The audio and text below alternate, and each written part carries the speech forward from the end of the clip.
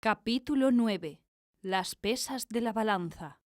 A quien tiña la seda cruda con sangre o la torne púrpura multicolor, doblemente, triplemente o 2/3 roja, se le cortará la mano. Libro de Leparca. Fueron construidos palacios en el Tauris por Justiniano el Grande para su hermana Figilantia. Antonina, la esposa del magistros Belisario, quien fuera la señora de las túnicas de Teodora, la esposa de Justiniano, residía aquí con Vigilantia después de convertirse en viuda. Las llamadas tiendas púrpuras, las prendas púrpuras, eran teñidas allí. Patria, libro 3. Dídima regresó a la antecámara para continuar con su trabajo de portera, mientras Cira y Alexander se acomodaban en el mostrador. Alexander colocó el bordado de Anastasia en su balanza. De hecho, lo que Anastasia había elaborado era mucho más que eso, a lo que se habían estado refiriendo, de forma más bien abstracta, como un bordado, era un pequeño bolso un poco más grande que un bolso de mano. Se encontraba oculto dentro de un lecho de telas gruesas dobladas que Dídima le había entregado a Alexander. Cuando Cira desenvolvió los pliegues para dejar al descubierto el bolso, Alexander abrió más los ojos con sorpresa. Al verlo, su corazón palpitó con fuerza. Cira había sido un poco más cautelosa de lo habitual durante esta visita. Ahora sabía por qué. Era un bolso púrpura, un bolso de seda púrpura. Cira ya estaba pisando un terreno peligroso al mantener una tienda que trabajaba con textiles ordinarios al mismo tiempo que intentaba penetrar en el mercado de la seda. Y todo esto mientras el emperador parecía decidido a consolidar a todos los comerciantes de seda directamente bajo su propio empleo. No había esperado que nada en el taller de Cira fuera blatia, textiles teñidos de púrpura, reservados por ley para los imperiales. ¿De dónde sacaste el tinte para esto?, preguntó Alexander, todavía tratando de procesar lo que tenía frente a sus ojos. Los talleres de teñido de Blatia están en Tiro, Heliópolis y la Odisea. Haciendo una pausa, continuó examinando el bolso en sus manos. Era delicado al tacto, pero esa era parte de la magia de la seda. Su delicadeza ocultaba filamentos de una fuerza extraordinaria, lo suficientemente fuerte como para colgar y matar a un hombre pesado. Él continuó: «Pero esta calidad, una calidad más baja se puede conseguir en la ciudad, pero...» Alexander se dio cuenta de que algo no estaba bien. Estudió cuidadosamente los costados del bolso, de arriba a abajo, y hurgó con las manos entre la tela en la que había sido envuelto. Al no encontrar nada, levantó todos los envoltorios, prácticamente comenzando a entrar en pánico. «No, Cira, no puedo protegerte de esto, no». Cuando no encontró nada oculto debajo, la miró, alarmado. «No hay sello. Púrpura. Nada menos que seda púrpura. ¿Sin sello?». Miró a Cira con ojos incrédulos. Luego continuó: «¿Lo dejó arriba Dídima?». Cira negó con la cabeza. Alexander no esperaba esta respuesta. No podía ser. «¿No hay sello? ¿De dónde sacaste este púrpura?», preguntó con exasperación entrecortada. Con una firmeza y seguridad que lo sorprendió, ella respondió: «No lo hay en gran abundancia, pero el púrpura imperial puede ser comprado en la ciudad». Alexander la miró con recelo. «Cira», dijo con urgencia, mirando por encima del hombro hacia la ventana del taller, «ya estás en terreno peligroso al tener aquí seda como otros textiles. Unas cuantas nomismata bien repartidas pueden persuadir al boullote Simeón de que mire a otro lado, pero la sanción por teñir con el púrpura imperial...». Bajó la cabeza un momento y se estremeció. Mirando de reojo por encima del hombro, susurró: «Podrían cortarte las manos por esto. Es un grave delito. Si alguien descubriera que estás tiñendo púrpura, supongo que algún aliado podría abogar por tu destierro, si es que crees que eso sería mejor. Pero Barsime está empeñado a hacerse de todos los comerciantes de seda para el Imperium.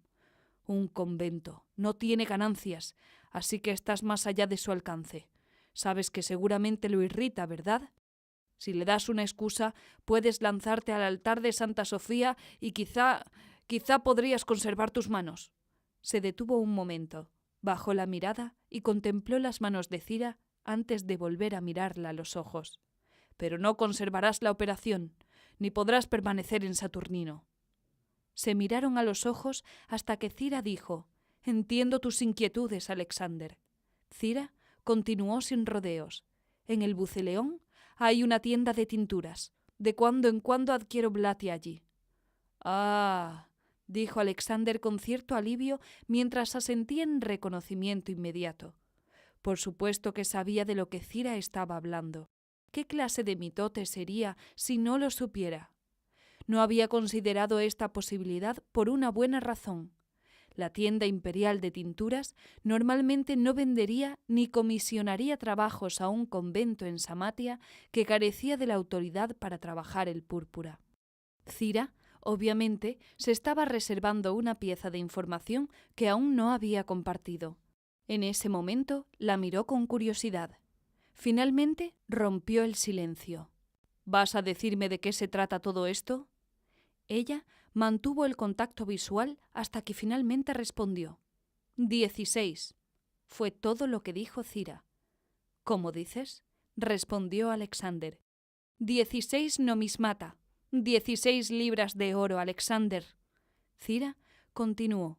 «Y eso es solo después de que terminemos de sobornar al Boullotes para que mire a otro lado mientras navegamos esta operación en 2 naves», dijo puntuando sus palabras con énfasis. «Alexander, con Barsine a la caza, con tan pocos mercaderes que quedan por desplumar, ¿cuánto crees que Simeón pedirá por su silencio? ¿Otras 16? Alexander dejó escapar una sofocada risa reflexiva. «¡Ja! Hace años. Ahora el triple». Por un segundo, Cira perdió la compostura. «¡Dios mío!», exclamó en voz muy alta. Ella y Alexander se paralizaron al reconocer de inmediato la metedura de pata. Ambos se sonrojaron, detectando una palpable disminución en el zumbido de la actividad proveniente del taller. Mientras, Alexander podía sentir en la piel la penetrante atención de los ojos que los observaban y los oídos que los escuchaban. Él asintió con la cabeza en dirección a la puerta de entrada y murmuró sus siguientes palabras, simplemente dando forma a la mayoría de ellas con los labios para que sólo Cira las detectara. «Quizá deberíamos hablar afuera». Cira simplemente le devolvió la mirada, apenas descansando el dedo para señalar la preciosa mercancía que él parecía haber olvidado que aún tenía en sus manos, negando con la cabeza mientras murmuraba, y le contestaba de igual forma, apenas formando las palabras con los labios. «No es buena idea». En cambio, se acercó y situó un taburete para sentarse junto a él en el mismo lado del mostrador. La cabeza de él bloquearía la suya para que nadie pudiera ver lo que decían. 64 nomismata, Alexander. Hay 150 monjes en Dalmatou. Hay casi 40 monjas y huérfanos en Saturnino. Casi 200 personas a las que debemos alimentar, que también necesitan vestido, fuego, aceite y demás. Y telas crudas, piezas de repuesto, lizos, hilos. Todo eso cuesta dinero. ¿Cómo puede un monasterio sobrevivir solo de la venta de textiles y encima producir 64 libras de oro? Alexander sabía que sus protestas eran ligeramente exageradas. Si bien era cierto que Dalmatou era sustentado por el trabajo de los huérfanos y las monjas de Saturnino, también obtenía ingresos significativos de sus rentas. El monasterio poseía varios edificios de apartamentos y cobraba alquiler a sus ocupantes. Y algo menos sabido, también poseía una propiedad que era alquilada a un inquilino que usaba las instalaciones productivamente como un fouskaria. Y aunque normalmente no valdría la pena el riesgo extremo del escándalo que esto representaba, dado que los clérigos generalmente desaconsejaban y hasta condenaban tales indulgencias por parte de su rebaño, la ubicación de esta taberna, justo afuera del hipódromo, era un arreglo particularmente lucrativo que se adaptaba a las necesidades de todos los involucrados. mientras que, naturalmente, también multiplicaba el potencial de escándalo al combinar bebidas alcohólicas con juegos y circos, y el primero como fousa, la forma de más baja categoría social que se sabía que era distribuida en la capital. Era un caso inusual que supuso que Tadeo había mantenido oculto, incluso de Cira, quien no parecía estar al tanto del origen de esta excepcionalmente confiable fuente de ingresos, aunque seguramente debió haber notado un flujo de ingresos no contabilizado. Pero era demasiado astuta como para indagar más. De todos modos, su punto tenía sentido. Los márgenes después de los gastos, tanto de los textiles como de los alquileres, tardarían mucho tiempo en acumular 64 nomismata. Él le respondió, dando la espalda hacia la ventana del taller y hablando en voz baja. Entiendo la necesidad monetaria, pero debes saber que esto es un asunto peligroso. ¿Púrpura ilícita, Cira? ¿Lo sabe Tadeo? Tan pronto como las palabras salieron de su boca, ambos rieron, casi como en un interludio humorístico. Tadeo no era el único supervisor administrativo que guardaba secretos. Él meneó la cabeza ante el comentario mientras ella, casi por obligación, dijo: «Por supuesto que no». «De acuerdo entonces», dijo, «pero ¿puedo preguntar sobre la identidad de la persona que requiere un bolso de seda púrpura sin sello de las buenas hermanas de Saturnino?» Cira consideró esto. «Para empezar», comenzó, «no es realmente el bolso lo que ella necesita, y aún no has mirado en su interior». Ella, notó Alexander, pensando para sí mismo, una mujer. El cliente es una mujer. Tras las palabras de Cira, tomó el bolso de nuevo, meneando la cabeza ante su propia distracción. La maravilla de la bolsa de seda y la alarma de su presentación púrpura sin sello lo habían distraído de la obvia cuestión de su contenido, el cual, desde el principio, percibió que era abultado. Un cordel de seda estaba enlazado alrededor de un botón cosido al frente del bolso. Lo desató, abrió la cubierta del bolso y extrajo su contenido. Era otro producto de seda, un sciadion, una especie de sombrilla con fuelles perforados para ser abierta y cerrada como un abanico, y de dimensiones compactas para guardarse fácilmente, como era el caso de este bolso. Sus fuelles habían sido teñidos de diferentes colores, variados y repetidos en una serie de 4, púrpura, luego borgoña, luego un rojo granate, luego un amarillo granate y púrpura otra vez. Alexander se rió ahogadamente de lo que tenía entre sus manos y, sin decir nada más a Cira, dobló el fuelle del esquiadión. Lo volvió a guardar en el bolso y procedió a colocar todo el bulto en el platillo derecho de su balanza, completamente ensamblada, la cual se encontraba sobre el mostrador entre ellos. El bulto inmediatamente inclinó la balanza hasta su extremo inferior. Sin vacilar, tomó 3 pilas de hexagiones y las colocó en el platillo vacío frente al bulto, lo que reequilibró parcialmente la balanza. Pero el bulto seguía siendo más pesado. 24 hexagiones, 1/3 de nomisma. Y eso solo por el bolso, le dijo a Cira. Añadió 2 pilas más, dando un total de 40. En este punto, los 2 platillos estaban casi equilibrados, y Alexander comenzó a añadir un hexagión a la vez, hasta que, a la cuenta de 44, la balanza se equilibró. Miró a Cira y dijo: «Un poco más de 6 décimas de una nomisma. ¿Y con el púrpura?» Alexander arqueó las cejas mientras hablaba. «El precio se elevará significativamente». Entonces hizo una pausa, ponderando sus siguientes palabras. «Y sin un sello, eso podría alcanzar una suma principesca», agregó ominosamente. «Ciertamente», dijo Cira a sabiendas y continuó. «¿Y el bordado? ¿Has considerado la complejidad del bordado?» Alexander sabía que ella tenía razón. Si bien el bordado era extraordinario, había varios detalles en este inusual bolso que no se había tomado el tiempo de considerar. Una vez más, tomó el bolso en sus manos y se puso de pie. Caminó hacia la ventana de servicio y, mirando hacia la calle, levantó el bordado a la luz del sol para examinar los detalles que podría no haber notado debido a que la iluminación interior no revelaba todo lo que los tonos púrpura oscuro ocultaban. Si bien era un artículo tan pequeño y difícil de ser notado por los transeúntes, tuvo cuidado de ocultarlo con sus manos, de la vista de la calle. Bien podría haber sido una pequeña barra de oro. Al examinarlo, hubo dos características del bordado que inmediatamente llamaron su atención. En primer lugar, había sido bordado con pequeños nudos cosidos, que por sí solos no habrían sido inusuales, excepto que estos eran redondeados y mullidos, y tenían un cierto cuerpo que él no había visto antes.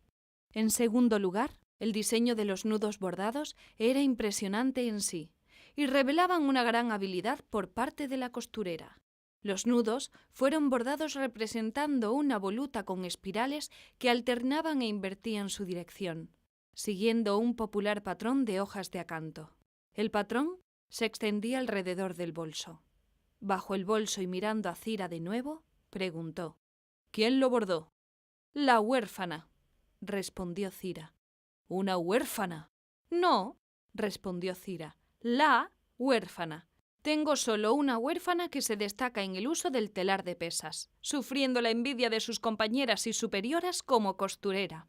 Se volvió y llamó por la ventana: «¡Anastasia!». Alexander vio a una joven y a una niña trabajando en un telar de pesas. Detuvieron su labor y miraron hacia la sala principal por la ventana.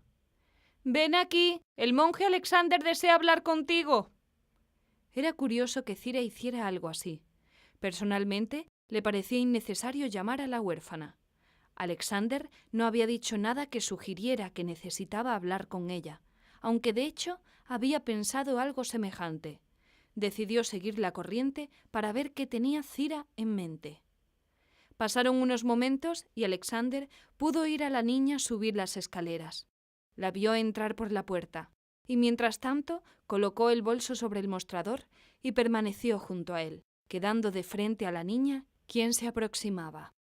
La delgada chiquilla tenía una cabellera oscura que caía ordenadamente, pero sin trenzar, por debajo de sus orejas y sus ojos oscuros. Era lo suficientemente alta como para haber pasado por una mujer de corta estatura, aunque obviamente era delgada como un palo y aún se veía como una niña. Vestía un quitón sin ostentación y su actitud ante su presencia demostraba la familiaridad de quien había pasado toda la vida en este lugar, pese a que también la traicionaba un dejo de nerviosismo. Cira procedió a hablarle. «Monje Alexander, esta es Anastasia. Recientemente cumplió su 12º año. Ha vivido toda su vida en Saturnino». Aunque no la conocía personalmente, Alexander estaba familiarizado con todos los habitantes de Saturnino, y la reconoció y se dirigió a ella de igual manera. «Anastasia, es un placer conocerte». Ella asintió y respondió en voz baja: «Gracias, señor». Cira interrumpió para terminar la presentación. «Anastasia, el monje Alexander pertenece al monasterio de Dalmatou, y estoy segura de que ya lo habrás visto aquí antes». «Sí, igúmena, así es». Además de hacer la vigilia con nuestros hermanos monjes, también está el servicio del eparca, específicamente como mitotes. Él inspecciona tiendas como la nuestra para asegurarse de que cumplan con los estándares imperiales. Es un hombre muy importante para nuestro trabajo. ¿Comprendes lo que te digo? Sí, comprendo. Quiero que le respondas algunas sencillas preguntas que tiene acerca del bolso y el esquiadión que te pedí que cosieras. Si así lo desea, asintió en respuesta a Cira, y Cira también asintió. Anastasia se dirigió a Alexander. Trabajé mucho tiempo en ellos, señor. ¿Qué desea saber? ¿Tienen algo que el eparca no apruebe? Alexander percibió que ella seguía preguntándose de qué se trataba todo esto y se esforzaba por ocultar que estaba esperando que encontraran algo mal con su trabajo. Por el contrario, están extraordinariamente bien elaborados y no debes preocuparte por la aprobación del eparca. Siempre estás trabajando en el telar de pesas, señaló Alexander. No esperaba que alguien tan joven como tú fuera asignada a tal tarea. El telar de pesas Es más complicado que los otros telares. Las monjas parecen tener preferencia por los telares de marco. Así es como aprendieron a coser. Yo nunca me acostumbré a esos telares. Así que el telar de pesas es todo lo que conozco, dijo. Ya veo. Dime, Anastasia, ¿cuánto tiempo llevas cosiendo bolsos? Desde que tenía 5 años. Fue una de las primeras cosas que aprendí a coser. Entonces debes ser muy buena en ello. ¿Por qué te tomó tanto tiempo coser este? Alexander sabía que a una chiquilla esto podría sonarle sentencioso, e incluso mientras las palabras salían de su boca, se dio cuenta de que quizá era la forma incorrecta de expresarlo. Pudo ver que la invadió un dejo de temor y una actitud defensiva. «Puedo coser un bolso con rapidez, señor, pero la igúmena me advirtió que este era muy importante y el material era costoso». Sus ojos se desviaron hacia Cira en busca de reafirmación mientras hablaba. Me dijo que Saturnino no podía permitirse reemplazar los filamentos si yo cometía errores. La única razón por la que me tomó tanto tiempo es porque estaba tratando de ser cuidadosa. Me esforcé mucho para evitar cometer errores. Lamento mucho si ha encontrado algún error. No, Anastasia, nada de eso. He pesado e inspeccionado tu trabajo y es de una calidad superior, digno de moneda imperial, y no tiene errores, ninguno en absoluto.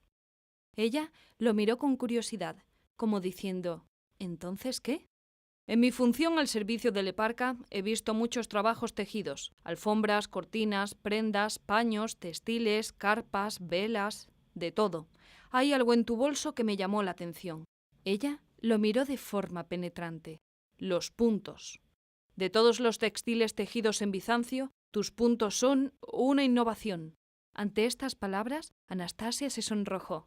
La innovación seguía siendo vista con recelo, a pesar de lo que ahora era el largo y altamente innovador reinado de Justiniano.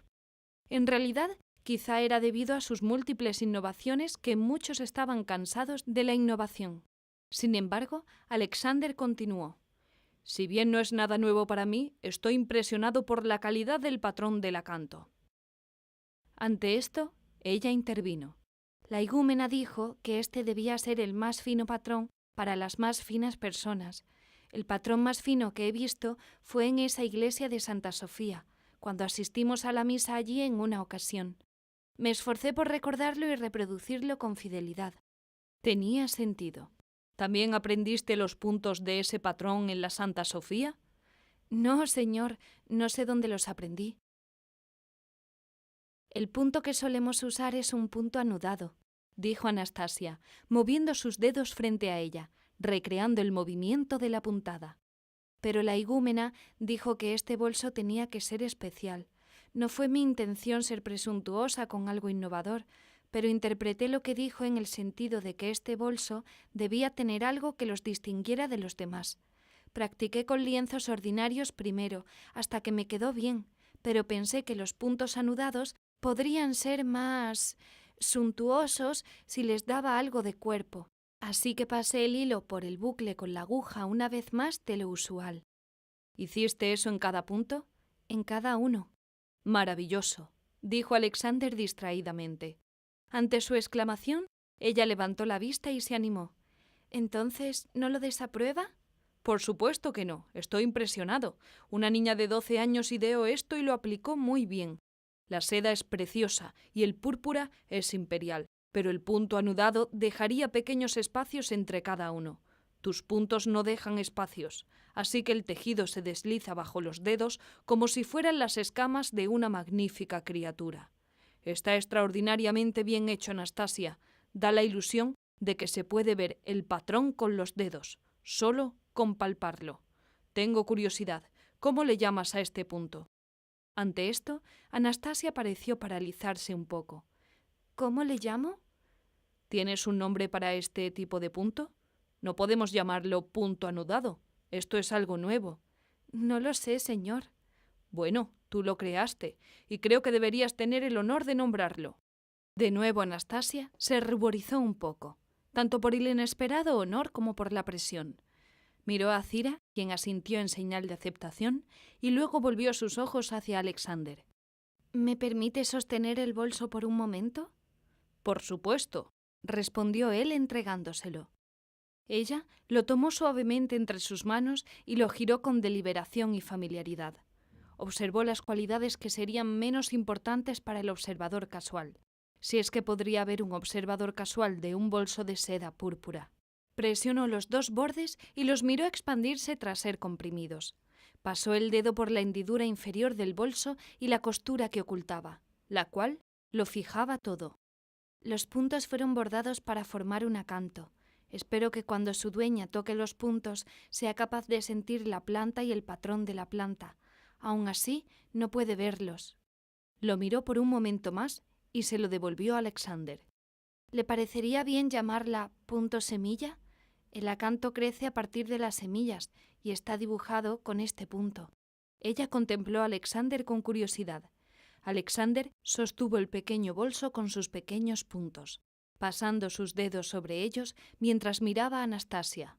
Semillas. Ciertamente, un punto semilla. Sí, el punto de Anastasia se reconocerá como el punto semilla, el primero en Bizancio.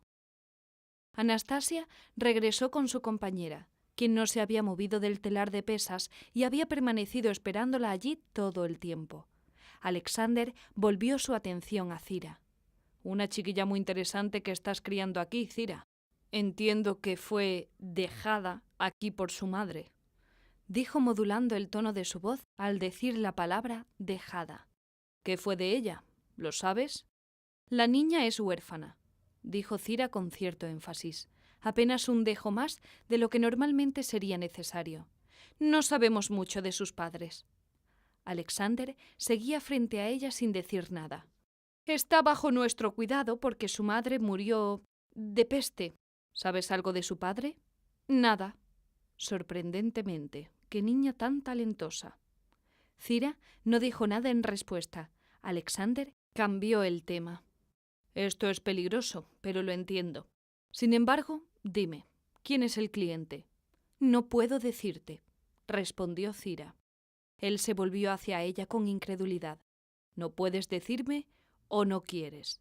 No puedo decirlo.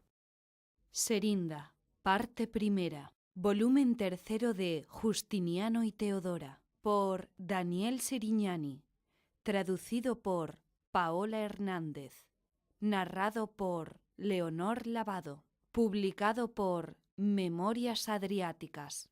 Las páginas preliminares y los recursos adicionales para este texto, incluyendo listas de personajes, mapas, cronogramas y redes sociales, se encuentran disponibles para su descarga gratuita en las ediciones impresas en línea en justinianoyteodora.com. Copyright Daniel Serignani 2018. Todos los derechos reservados. Esperamos que disfrutes de Serinda.